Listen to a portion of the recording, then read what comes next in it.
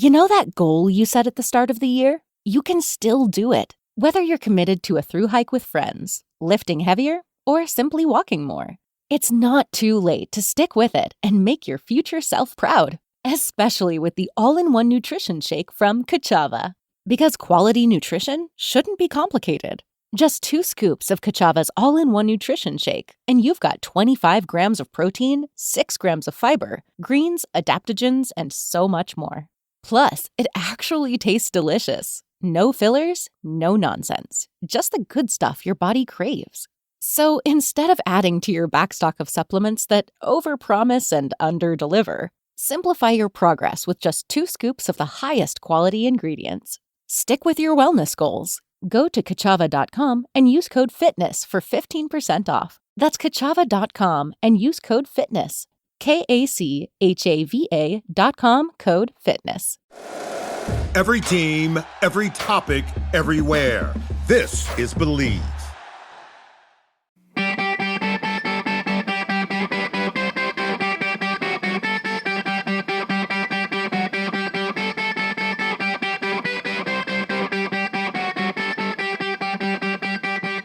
What's up, gang? We got Friday Face-Off here, brought to you by Hockey Think Tank U.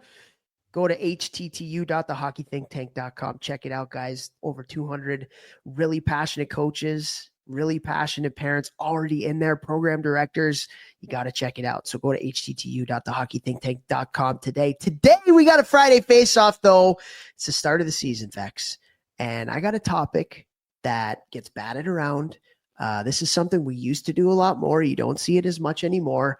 And we're going to talk about the either value or the non-value of the bag skate. Let's talk bag skates, right? So people, you're getting in, we want to do some conditioning, things like that. Practices might be as smooth or might not be as smooth. So there's going to be some people messing up, may want to use a bag skate and that, like, for some accountability stuff. But let's talk bag skates. What are your thoughts? I hate bag skates to bag skate. I think there obviously is value if there's not attention to detail and things like that. But I also think that there's other things you can do that are harder than bag skates. Everyone talks about in the hockey world, oh, you shouldn't go to the board because you don't want to waste time. But then you're like, well, we're just going to bag skate with no pucks. Like, isn't that wasting time? Where guys are only going half speed because they're gassed. Like, what's that doing? I would rather just throw a puck in there and make them beat the absolute crap out of each other. And at least we're getting tougher and things like that. And, if you're gonna bag skate them, throw a puck in, make them go one-on-one, battle till they're about to puke, and then throw another puck and make them keep going, then make them sprint out through the red line. And then next 2 guys are in. So now at least, you're working some one-on-one in tight skills. You're working team toughness. You're paying attention to details in the D zone. You're working your hands in a one-on-one situation. Like, you're working on more than just bag skating, but it can also be used as a quote unquote punishment. I mean, I don't know.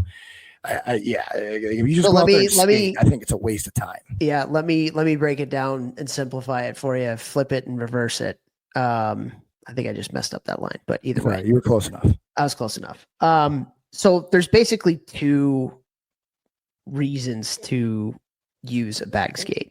One is conditioning, and 2 is discipline, and accountability. We want to bag skate because the legs feed the wolf, right? The Herb Brooks line from the 1980 Olympic team. We're going to be the most in condition team.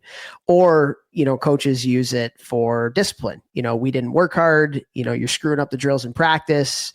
All right, we're gonna bag skate. Let's go. And so I feel like in both of those instances, the conditioning and the discipline, there are much better things to do than bag skates. 100%. And 100%. I would say that from a conditioning aspect, there are drills that we call hidden bag skates. And they are drills to get the heart rates moving. They are drills to create lactic acid in legs. However, there's also a purpose to it. And I think transition drills are great for this. They're awesome for it. Like, we do a drill, it's a one-on-one back 2-on-2. We're basically, it's a one-on-one down the ice just to start the drill. I hate one-on-ones down the ice.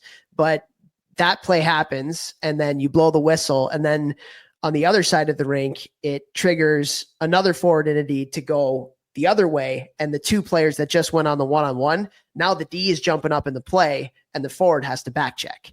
And it's like a continuous drill after that. And it's awesome. Bagger. But it's an awesome. Absolute bagger. Or you can do it a 2-on-1 into a 3-on-3. So it's a 2-on-1 down the ice. And then after the coach's whistle, after a shot or the puck gets covered, it triggers two more forwards to go from the other side against 1D. And the two forwards who just went offensively, now they have to back check in that 1D that took the 2-on-1. They have to jump up in the play. So it's one of my favorite drills that I've done everywhere, and it is what we call a hidden bag skate. So, and what's great about that is you're working on a 2-on-1 or a 2-on-2 with the back checker, or a 3-on-3 or whatever it is. And as it's a sprint, it's a full out sprint down the ice. Yep. So you're working on that, right? You're working on recognition. I'm the F3 coming in to help the defensive team. Well, now you got to be sprinting back, talking to the D-men. I got this guy, you take him, I got him, right? So you're working on that. From the offensive side, you're working on a 2-on-1 with back pressure, 3-on-2 with back pressure, an even man rush where you don't want to just dump it in because you're down a goal and there's a minute left. So you're working on a bunch of other things built into also bagging the crap out of your team, whether it's for discipline or what, they're not paying attention. So like drills like that are unbelievable. I mean, I remember, I think it was my first healthy camp with the Bruins. So it was my second year pro. First drill, I was the first guy up in the drill, and I went against Patrice Bergeron, and it was half the skate was down at one end, half the skate was at the other end. Whistle blows, they dump a puck in. Me and Bergeron go one-on-one battling, and it was for a decent amount of time. Like, it was a hard battle. Second whistle goes, you immediately stop. You sprint all the way back down the ice while the two guys from the other end are sprinting down to the end you were just in. They throw another puck in, and you go play a one-on-one until the next whistle, and that ends the drill. And that was an absolute bagger, especially when you're going against somebody like Patrice Bergeron, who's just disgusting and so effing strong on his skates. And I'm just smiling the whole time inside, like, oh my God, I'm going one-on-one against Bergeron here. This is sick, but like that right there, again, you're not just bag skating. The team doesn't hate you as the coach, and you're getting better at multiple different skills and qualities at once while working on quote unquote conditioning or mental toughness, or you're pissed because I haven't been paying attention to details. At least if you do things like this, they're getting something out of it on top of the punishment or the cardio. Yeah. Love that. I've moved a lot away too. I still am a bit of like, I remember like coaching in college, you usually have one bag skate a year. You're going to have some. It's in like November, I would say maybe at that level, but in youth hockey, forget it. Don't do bag skates. But like, like November, when everybody you just need one reminder.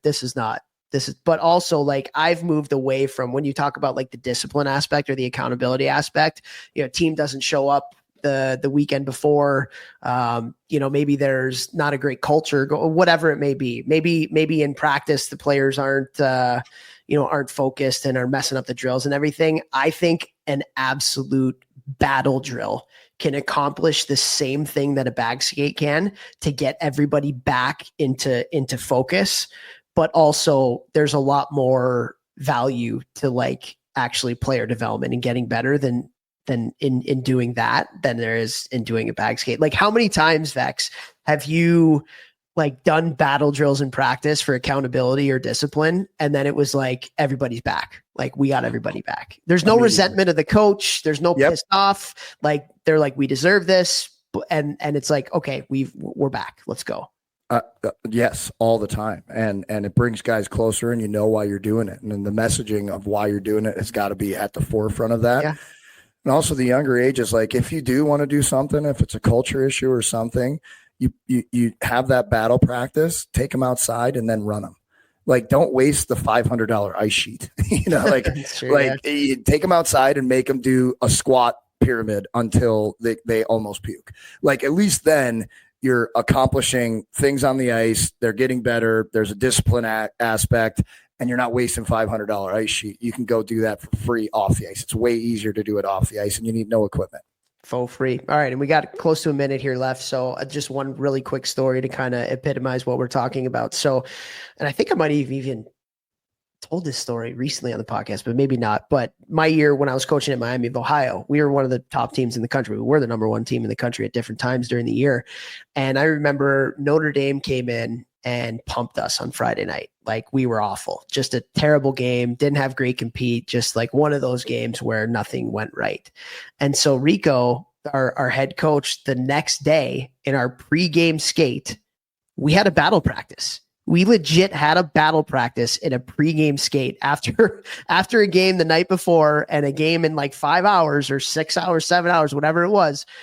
We did a battle practice, and it was funny because like the Notre Dame team skated before us. So they saw us having a battle practice and we got after it, man. And it wasn't long. It was maybe like 20, 30 minutes, but it was like, we're getting back, and we pumped Notre Dame the next night, or that night, I should say, that Saturday. I think like when you talk about discipline and accountability, there's nothing better to recenter your team on what's important and focus than a nice battle. And the players like it too. Like it's discipline and accountability, but the players like get something out of it. They realize the value in it, that, hey, we need to be better, and they get after it. They enjoy it. Absolutely. Your team's not scoring goals because they're not finishing, they're not stopping around the net. Instead of bag skating them, you do what Toph just talked about. You send a puck up to the point. You have a 2-on-2 absolute murder each other battle in front of the net. Let's see who wants it more. And all of a sudden now you're making the D-men better by their net front battles, and you're making the offensive players have to work for it. And you do that the entire practice until you are happy with the results. And now you got better from it, and you murked them a little bit too, you know? So like, again, you can accomplish two things at once versus just only one thing with the bag skate. That being said, every now and then it does work, but like a whole practice, I think, is just a waste. You just say, hey, you're not living up to the standard. Get on the line right now. We're going to rip. We're going right back into practice, or you do the battle thing. Yeah. Moral of the story: hidden bag skates and battle skates over full on. Straight up baggies. All right, guys. Happy Friday. Share the show. Share it.